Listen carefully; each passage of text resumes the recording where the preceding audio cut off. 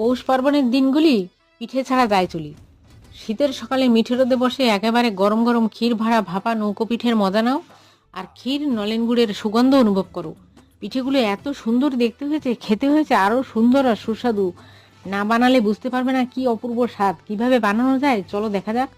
প্রথমে এক বাটি গরম জল যখন ফুটতে শুরু করবে তখন একটু নুন দিয়ে ওই বাটির এক বাটি কেনা চালের গুঁড়ো ভালো করে নেড়ে নিয়ে গরম অবস্থায় নামিয়ে রেখে একটা মণ্ড তৈরি করতে হবে। অপরদিকে কড়াইতে 1 কাপ দুধ দিয়ে 200 গ্রাম খোয়া ক্ষীর, হাফ কাপ গুঁড়ো দুধ, সামান্য পরিমাণ পাটালি গুড় দিয়ে ভালো করে নাড়াচাড়া করে কড়াই থেকে ছেড়ে এলে নামিয়ে ঠান্ডা করে নিতে হবে। চালের গুঁড়োর মণ্ড থেকে বেশ সুন্দর করে নৌকার আকারে গড়ে নিয়ে ভালো করে ভাপিয়ে সিদ্ধ করে নিয়ে সিদ্ধ করা নৌকার মধ্যে একদিকে ক্ষীরের পুর, অন্যদিকে নলেন গুড় দিয়ে পরিবেশন করো অসাধারণ স্বাদের নলেন গুড় আর ক্ষীর ভরা ভাপা নৌকো পিঠে।